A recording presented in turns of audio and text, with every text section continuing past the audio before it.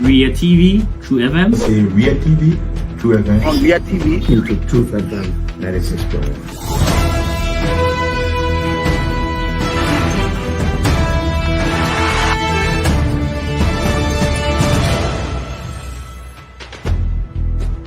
what's the meaning of the black barrier? The black barrier is to tell Joseph Boakai if you don't organize yourself in a respectful manner, we'll give you a better level. You might say what you want to say, but for us, we are here to make sure we build our country, that we are respected. We have donors that are coming because of the confidence.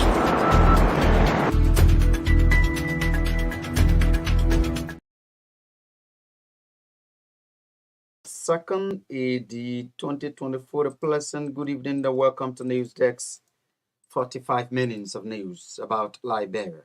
And our one word. My name is Hansen Decker presenting. In the headlines in strengthening ties and encouraging investments in Liberia, Indonesia and Liberia signed joint cooperation in key areas including agriculture, education, and infrastructure development.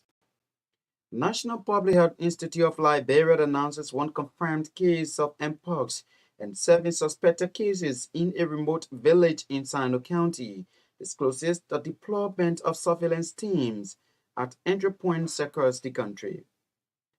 4 men detained in Margibi County in connection to the disappearance of a 40-year-old man over the weekend.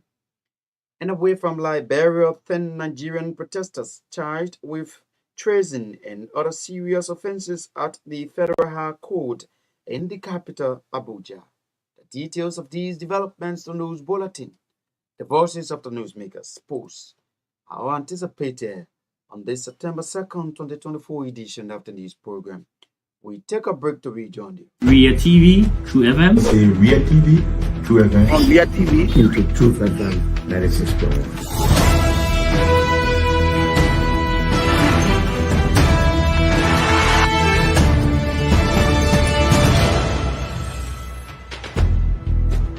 what's the meaning of the black barrier? The black barrier is to tell Joseph Boakai if you don't organize yourself in a respectful manner, we'll give you a better level. You might say what you want to say, but for us, we are here to make sure we build our country, that we are respected.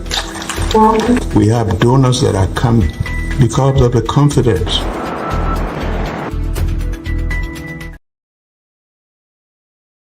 First up next is Margaret Davis with the news bulletin and the foreign development.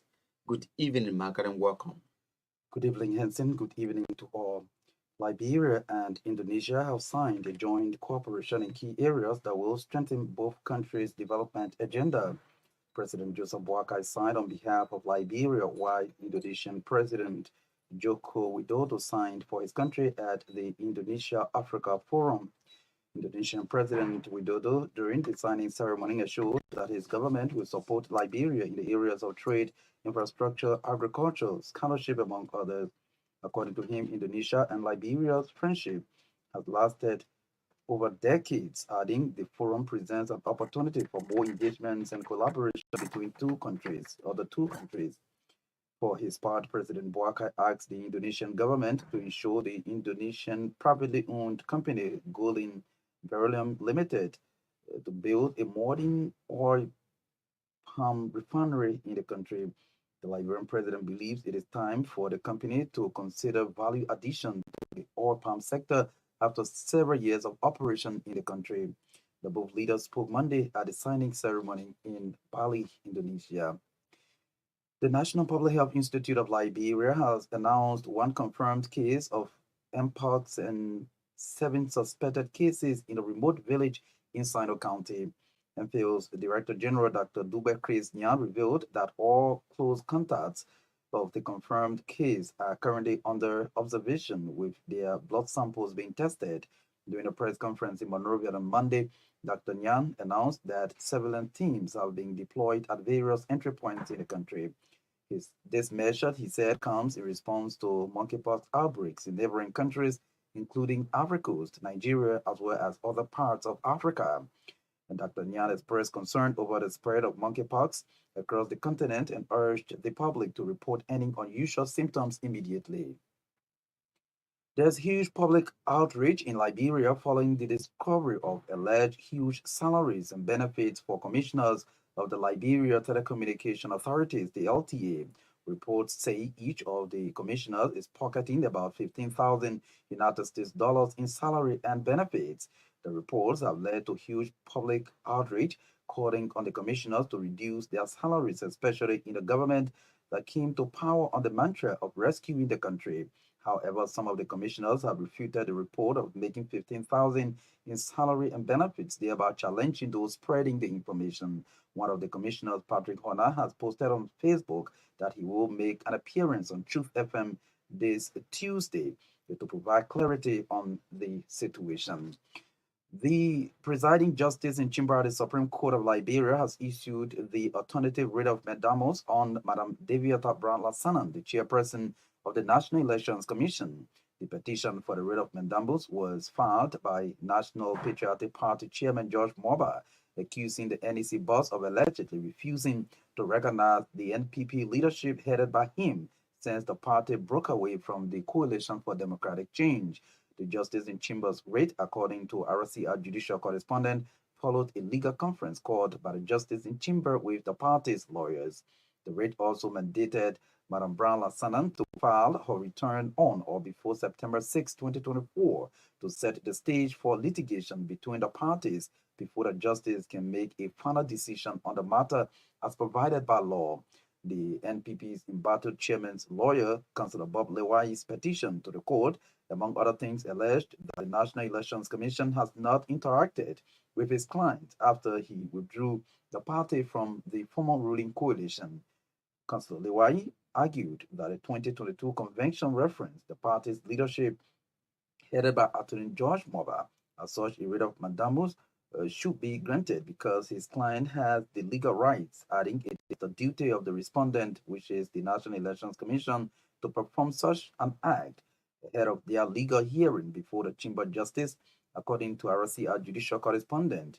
Sir Mandamus is a special proceeding to obtain a writ requiring the respondent to perform an official duty consistent with law. Justice Minister Oswald Twe has re-echoed the government's commitment to minimizing impunity in Liberia.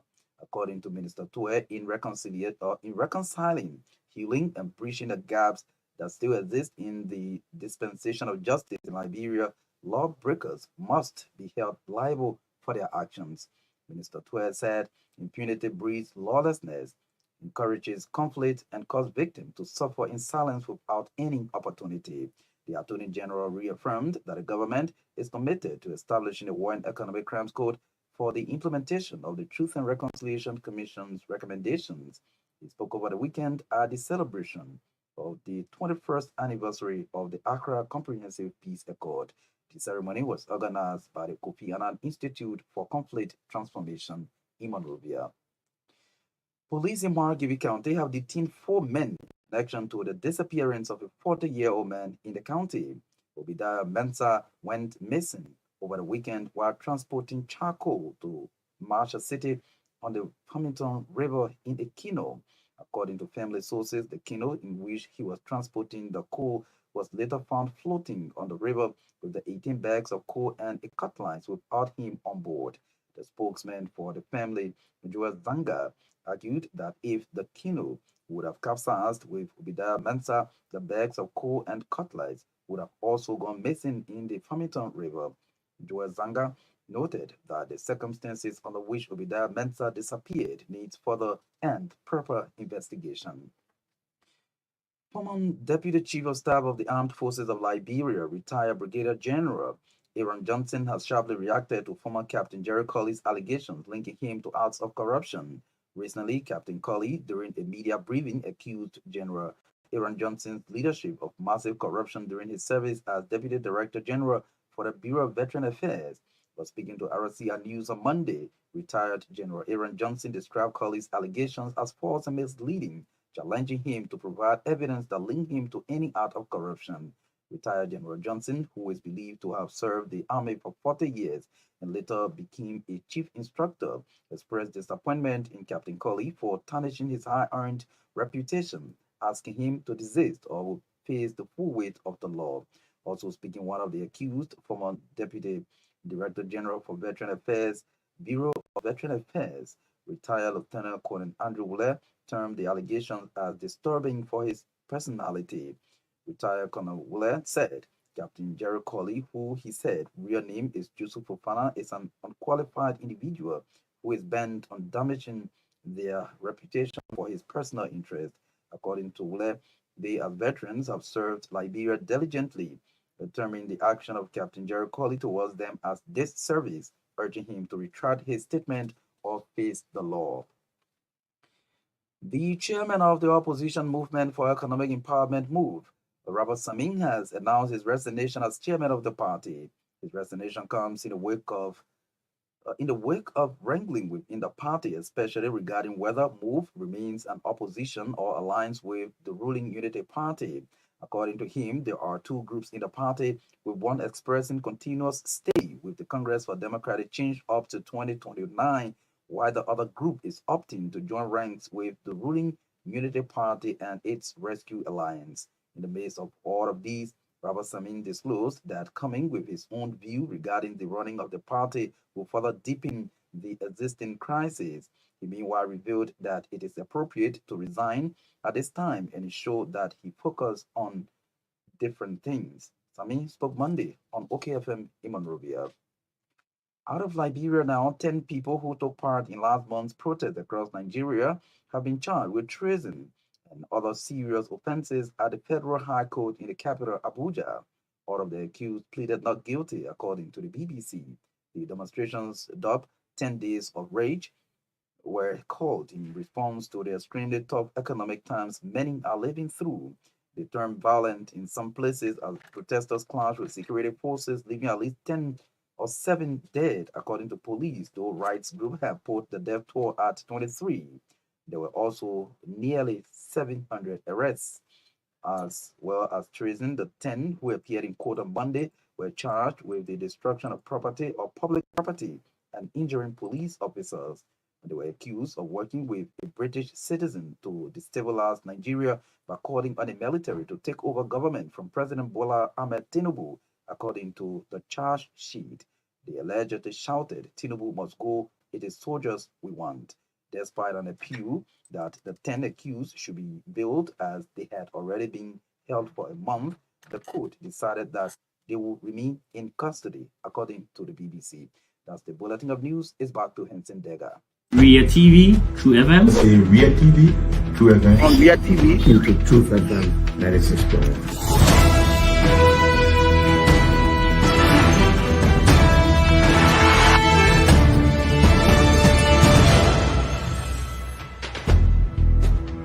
what's the meaning of the black barrier? The black bear is to tell Joseph Bakala, if you don't organize yourself in your barefoot manner, we'll take your plate like You might say what you want to say, but for us, we are here to make sure we build our country, that we are respected. We have donors that are coming because of the confidence.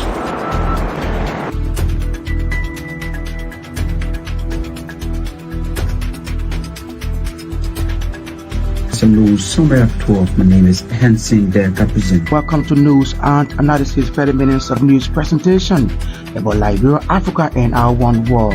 Presenting this newscast, Ria TV, True FM.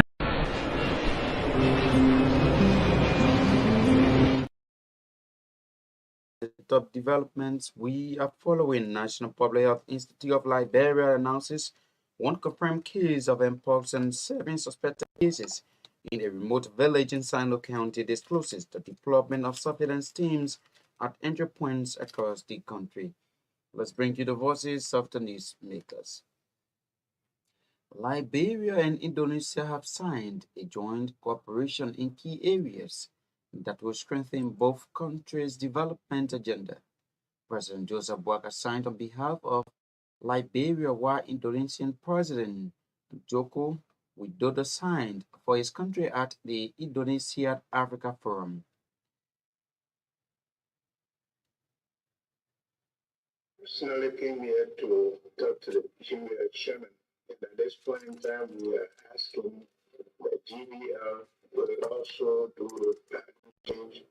We are setting up a palm oil refinery that will produce cooking oil, margarine, fatty acid, as well as other derivatives for both local and international. During the Liberian civil conflict, Indonesia also contributed significantly to the restoration of peace and stability, participating in the peacekeeping force that was in Liberia. Indonesia was also one of the very first countries to give Liberia a vote of confidence in the future of the country by an Indonesian private company, Modern Development. The voice of President Joseph Boakai. For his part, the Indonesian president praised the Liberian government for the cooperation. National Public Health Institute of Liberia has announced one confirmed case of mpox and another suspected case in a remote village in Sino County. NPHL's Director General Dr. Dupe Christian revealed that all close contacts of the confirmed case are currently on observation, with their blood samples being tested. During the press conference in Monday, Dr. Yan announced that surveillance teams have been deployed at various entry points in Liberia. What we've learned in the last 24 to 72 hours is that those 5 that were reported were all negative. None of them were positive. So for us, those remain suspected cases. And those cases cannot be counted among anything that you can call an outbreak or whatever they may have termed it that we reacted to. Now, in the last 24 hours, there were samples sent from Sino County. They suspected 8 cases. They made follow-up, meaning contact tracing, those who came in contact with any of these 8 persons. Now, there's one person who may have been the patient 0 or suspect 0.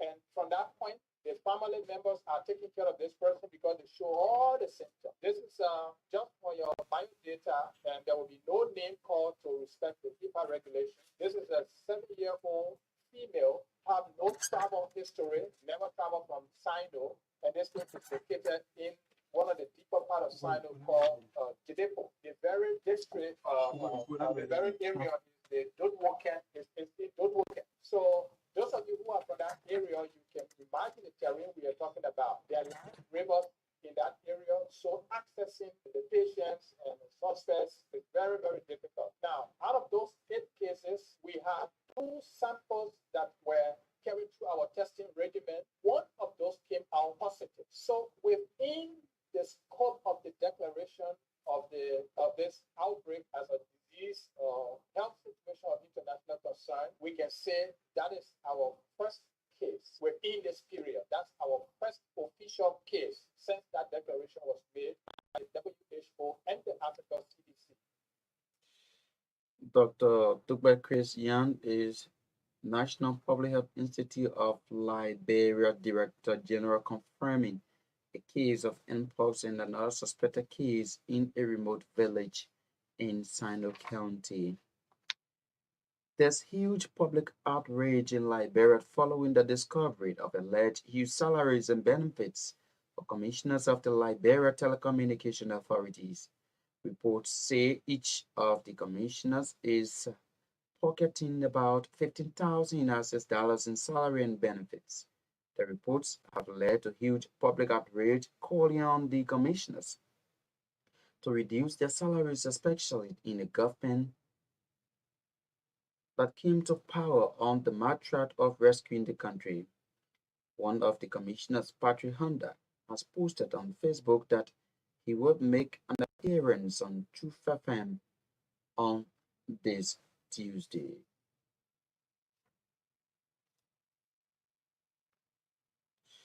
Still in more news, on today's edition of the news program, police in Magabe County have detained 4 men in connection to the disappearance of a 40-year-old man in the county. Obadiah Mensah went missing over the weekend while transporting charcoal to Marshall City on the Farmington River in a canoe.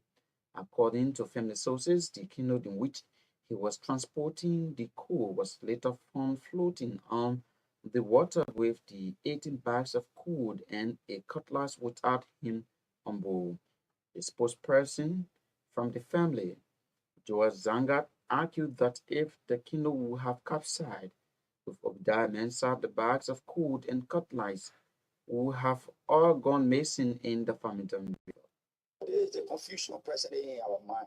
How would the canoe capsize? And then somebody is telling us, were well packed and the 18 they are still on board. Only the man who's supposed to be paying the canoe is missing from the canoe. It's not possible.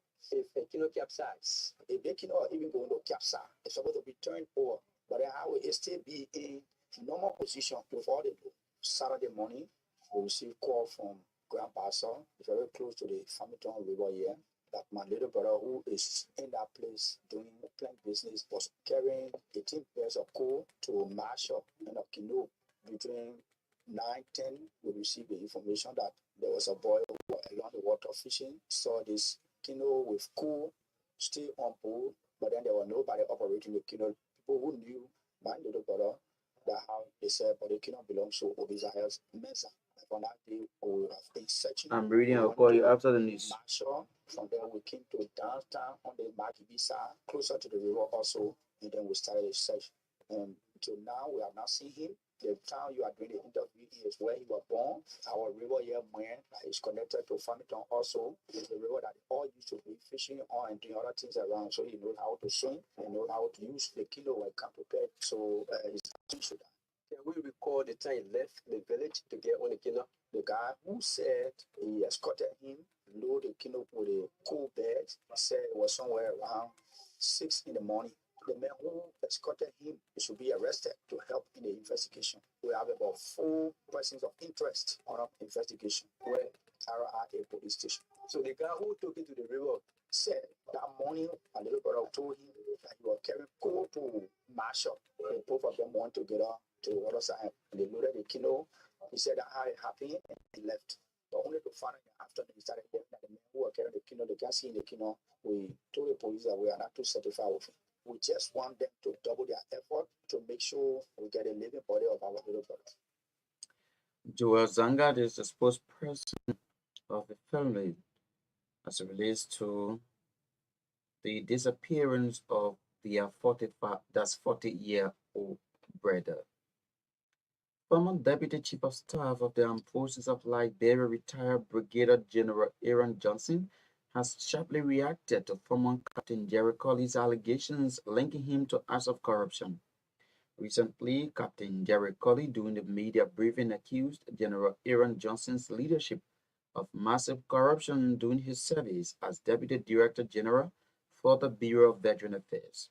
But speaking to us at News Monday, retired General Aaron Johnson described Colley's allegations as false and misleading, challenging him to provide evidence that linked him to corruption.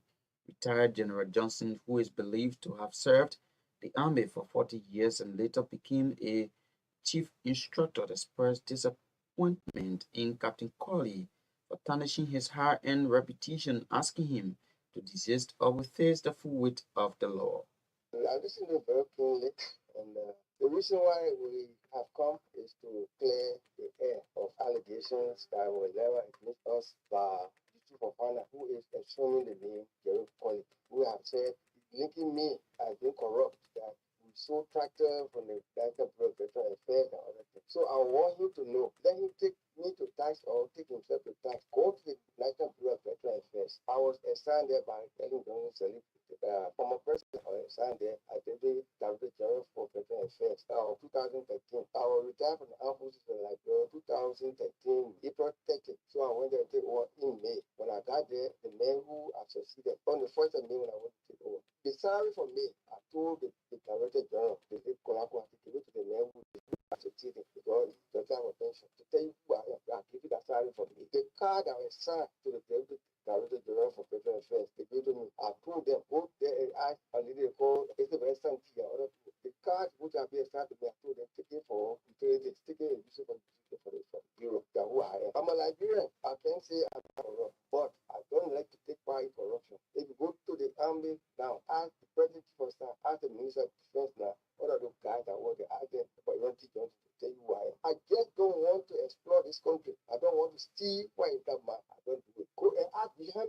can see what I tell you what is the lab. So I was so tired this morning when my little son was getting ready for school. He said, "Oh, Daddy, I heard your name on the radio. They said to my ratio." I felt so bad. I said, "Who?" Before I started to listen to the program. But every program is on 2FM. So I felt so bad. I said, but you see, so better should have asked some of us to give our side when we're publishing this thing or our character that we stole this, we stole that, Jerry asking government to have us arrested. He is that Jerry. How did he become today assuming that he's a soldier? He had a warehouse at Greenland where he used to store the market with me, who's after selling. There he was. Then we had having paid the late Jim Samuel. They were friendly with him. They used to go there to hand up to him to hustle. He used to be there to what. So the later they took over. They were conducting monster haircut monster. So the chief of Pakistan having paid and Deputy Samuel. They went to him and said, "My man, you got so many in the payroll. You're going to delete them. They don't have the haircut." He said, "But come and assume this." And he took the criminal is the late Jerry Colley of the South Unit. The high became Soviet, they called himself soldier. Then when your monster in other fake name, he started selling the late Jerry as what the guy because the record he got. Also speaking, one of the accused, former Deputy Director General for Veteran Affairs, Bureau of Veterans Affairs, Andrew Webb, termed the allegation as disturbing for his personality. Retired Lieutenant Colonel Webb said Captain Jerry Colley, who he said real name is Yusuf Fofana, is an unqualified individual who is bent on damaging their reputation for his personal interest. So I'm almost surprised this morning. I just heard this fellow on the air. Just what I would refer to as lavish. It started on well, so I started to listen to but the need to constitute a leadership of and things. But at the end of the day, he started to call names. And my name was one of those that you call. And in that process, as a matter of fact, in the process, he made an allegation, a very damaging allegation, that as we were living, because I think we all know that upon standing down, that is in reference to the former President we are 11 instruction that all appointees should stand down as well. So as the president of leaving, we all stood down. But later, Jerry Colley talking this morning, as a matter of fact, that name is not his name. That's a fraud name there. His actual name that we know is one Fofana, Joseph Fofana. You see, so that's why I started out by saying that sometimes people have to take caution in the kind of way you bring on air. The mess of Froster is the same man that used to have helped this man to establish the party, the political party. Yes, Daniel Kessel, this man, that's just him there. He's just a big fraud, I can tell you that. Put the women under the impression that there's a philanthropist that wants to help. So he told the women to be careful, took money from them, and buy the signature at the same time. That's what that party was for. And I'm not the kind of person that he brought to take part in our political process. No, what happened to him? I mean, peace be to his ashes, but for all indicators, the man died in prison because of crime allegation. And the saying goes that, show me your friends, and I will tell you who you are. So that's the reason why I've come along with the general, because speaking to myself, I've shared this company diligently from the 80s, the early 80s. As a matter of fact, there is an organization talking about the countries of Nigeria that sponsored me at the university. Thereafter, sending to some of the best military schools around the world.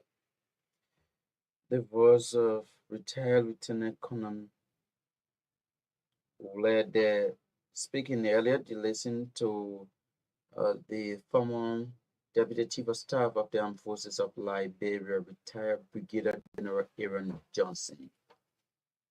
The chairman of the Opposition Movement for Economic Empowerment, Robert Samin, has announced his resignation as chairman of the party. His resignation comes in the wake of wrangling within the party, especially regarding whether MOVE remains an opposition or aligns with the ruling Unity Party.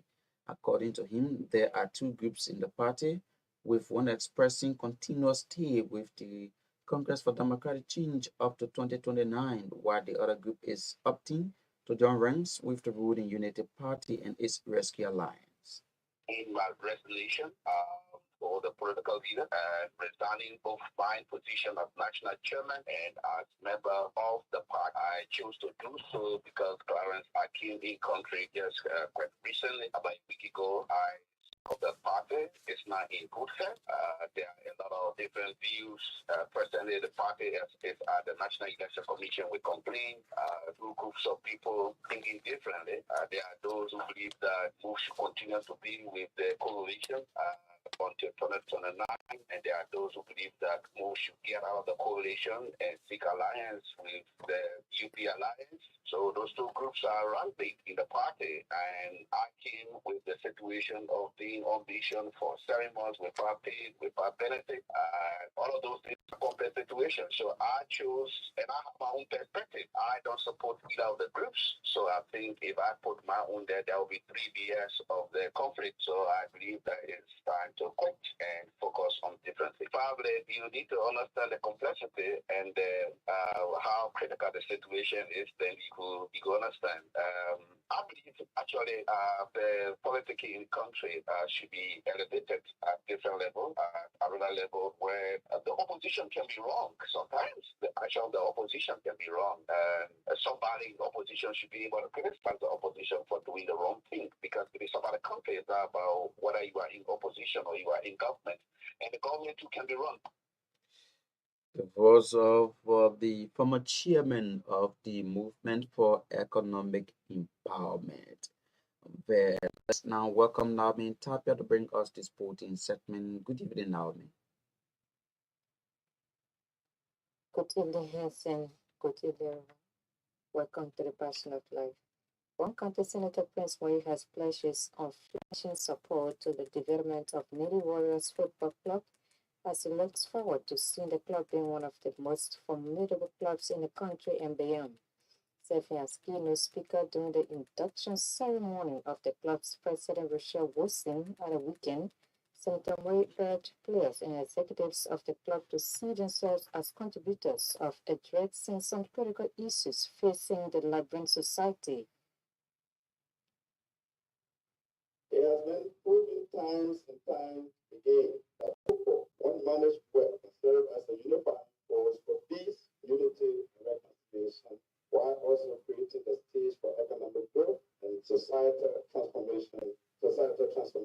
As a football fan myself, I know to the extent which football can bridge the gap between love and hatred, war, instability, hope, and despair, leaving Warriors should see itself as a club that will not only generate outstanding results on the football pitch, but one that also contribute to addressing some of the critical issues facing the Liberian society. I want to use this occasion to pledge my unflinching support to your leadership as you and your team strive to achieve the mission and aspirations of this wonderful club. As we celebrate 2023-2024 football season, we should be further inspired to leverage the captivating euphoria and momentum of the last season, harness our collective efforts for profound successes in this and future season. It is a daunting task, but with commitment, perseverance, we can achieve much more than we desire, and our club to be one of the most commendable in Liberia and beyond.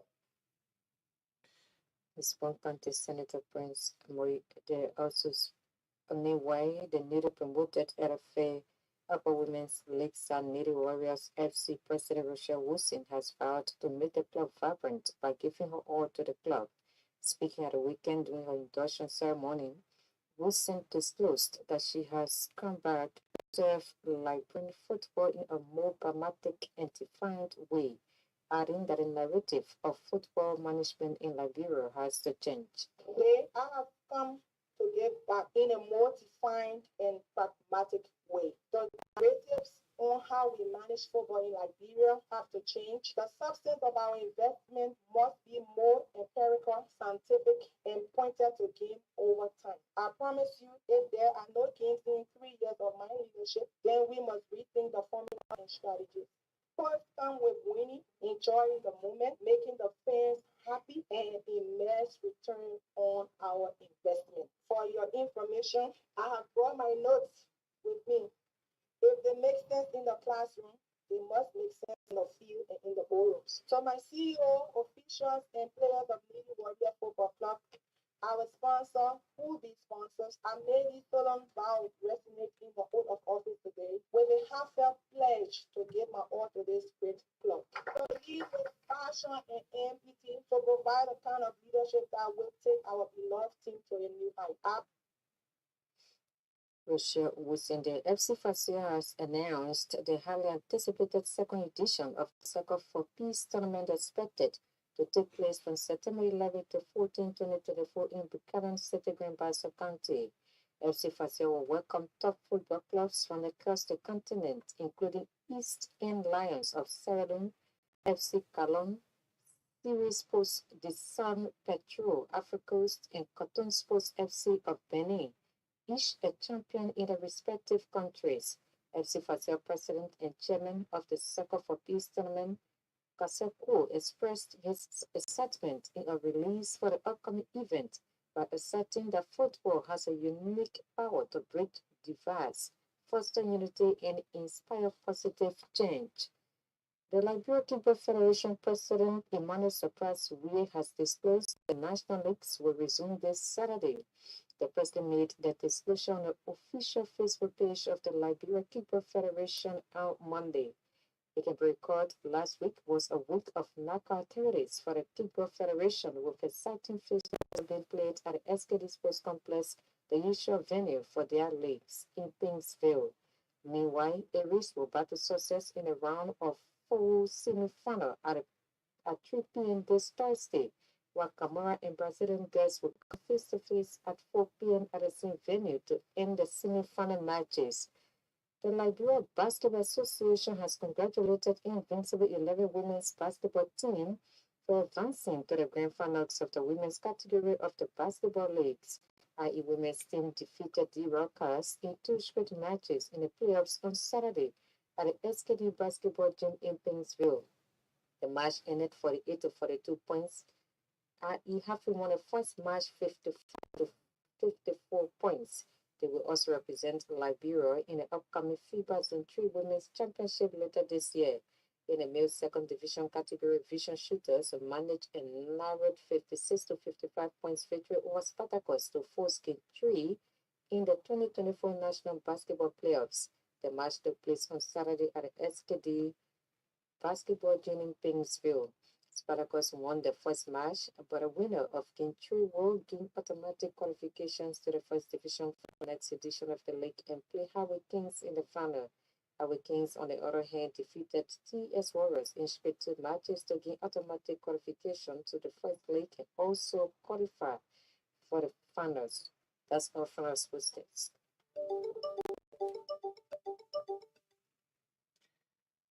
Still in more news, the Liberia National Fire Service Deputy Director for Administration, Amanda Fire, has disclosed the receipt of 36 firefighting helmets for the service. Fire said the donation of the helmets to the fire service was made possible through a US-based Liberian Prince Wako after several negotiations. Making a disclosure to RC News via from Deputy Fire Service Director for Administration, Fire termed the items donated as timely for the service.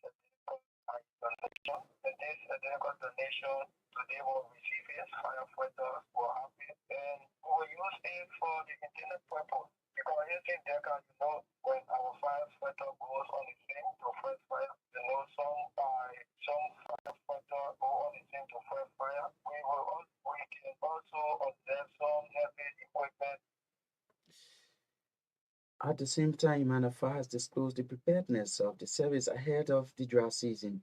He said mechanisms being worked out to ensure that the timely response of firefighters as it relates to the outbreak of fire. To get into the dry season, we will continue on the prevention as it relates to educating our people that in the public in terms of fire safety. And we will continue to make emphasis on the community dwellers. If you see people building in the area, it's a bad duty for you to inform the Ministry of Public Works, because whenever the fire outbreak within a community, our equipment, our fire trucks that we have, if the people build on the area, easy access for the fire truck to enter that community to carry on the work. So, Emmanuel Fa is the Deputy Fire Service Director for Administration.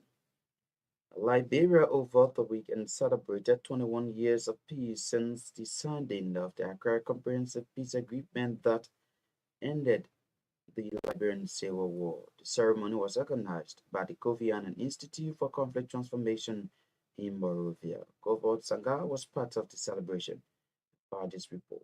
Lord says, cause victims of conflict to suffer in silence without any opportunity for healing. It marks exactly 21 years of sustained peace since the signing of the Accra Comprehensive Peace Agreement on August 18, 2003. The document brought about the disarmament and reintegration of combatants and the establishment of a transitional government that will oversee elections in 2005. Reflection of the country's ridiculous past, August 18 is set aside every year for Liberians to retrospect on where the nation came from and inform its citizens to refrain from acts of violence which have the propensity of carrying the country to the old days of war. In commemoration of this year's anniversary of the Accra Comprehensive Peace Agreement, the Kofi Annan Institute for Conflict Transformation organized a program that showcased panel discussion of Liberians educators, historians, and other regional and continental organizations representatives in the country. Delivering speech on behalf of President Joseph Boakai over the weekend, Justice Minister of Council Oswald Tue reminded Liberians that as we celebrate this remarkable milestone, let us be reminded that we still have a lot of work to do in reconciling, healing, and bridging the gaps that still exist in the dispensation of justice, holding lawbreakers responsible, and ensuring that the recommendation of the Truth and Reconciliation Commission fully implemented. Minister Tue further emphasized that in order for peace to be maintained, perpetrators must be held accountable for their actions. Peace to be sustained, we must hold people accountable for their actions so that they do not go away with impunity. For his part, U.S. Ambassador to Liberia Mark Turner said, though the U.S. applauds Liberians for taking the lead in maintaining peace, the responsibility to maintain the nation's peace lies on the media, political parties, leaders, and civil society actors. Liberia cannot rest on its laurels. Political stability requires vigilance, requires responsible action together on the part of political leaders, political parties, civil society, and the media. Speaking earlier was the director of the Kofi Annan Institute for Conflict Transformation, Professor David Cindy, stressing that much was not done by the United Nations in the disarmament and reintegration of combatants in Liberia. In all honor to the United Nations, the UN means a lot of rethinking in the way disarmament and demobilization and reintegration of combatants happen in Liberia. He added and stressed the need for security sector reform to be an active agenda in Liberia in order to move from state security to people's security. Security sector reform and security sector transformation should stay the active agenda in Liberia. The plan of moving from state security to people's security should inform and become the basis for our security reform processes. Beyond ending the Liberian 14 years of civil unrest, the Accra Comprehensive Peace Agreement also laid the foundation for national reconciliation, post-war reconstruction, and the rebuilding of Liberia's democratic institutions. As Liberia reflects on 21 years of peace, the legacy of the Accra Comprehensive Peace Agreement continues to inspire both Liberians and global community in the pursuit of peace and stability across conflict-torn regions. This is Kopa Sanga reporting for RCR News. Thanks to Kopa Sanga for that report. Well, folks, that's all the time we got to be with you on today's edition of the news program. As we take leave of you, these are the top stories we've been following. In strengthening ties and encouraging investments in Liberia, Indonesia and Liberia signed joint cooperation in key areas including agriculture, education, and infrastructure development. National Public Health Institute of Liberia announced an unconfirmed case of mpox and 7 suspected cases in a remote village in Sando County. Discloses the deployment of surveillance teams at entry points across the country. 4 men detained in Miami County in connection to the disappearance of a 40-year-old man over the weekend. And away from Liberia, 10 Nigerian protesters charged with treason and other serious offenses at the federal high court in the capital, Abuja. Thanks to our correspondents, writers, reporters, editors, those who helped in making this September 2nd, 2024 edition of News Desk a success. Mark Davis read for us the news bulletin, the foreign development. Johnson Batoma able coordinated the sound. Mayan Tobian sat behind the camera. This production was proudly sponsored by EcoBank Liberia and Orange Liberia. On behalf of the production team, my name is Henson Decker. Good evening. Ria TV, True FM. Say Ria TV, True FM. On Ria TV, into Truth FM 96.1.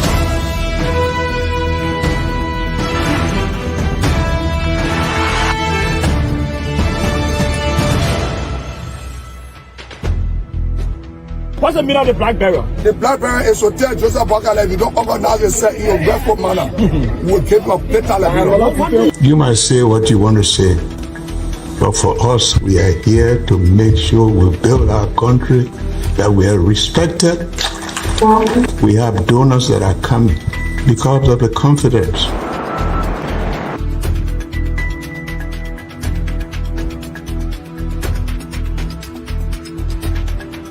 Some news summary at 12. My name is Henson Decker present. Welcome to News and Analysis 30 minutes of news presentation about Liberia, Africa, and our one world. Presenting this newscast is proudly sponsored by Orange Liberia and EcoBank Liberia Limited.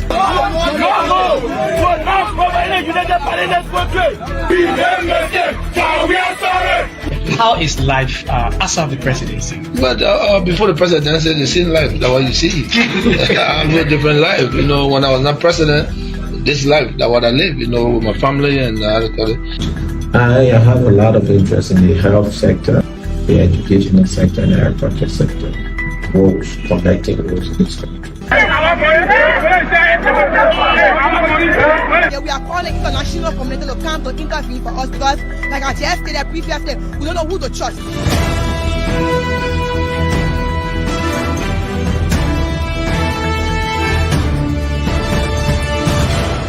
Always make sure to turn on to our Ria TV and listening to Truth FM 96.1.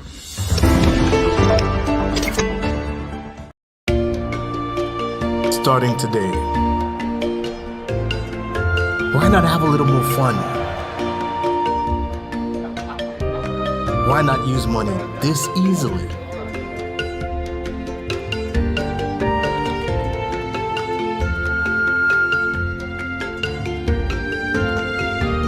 Why not get even closer to family? Why not work how you've always wanted?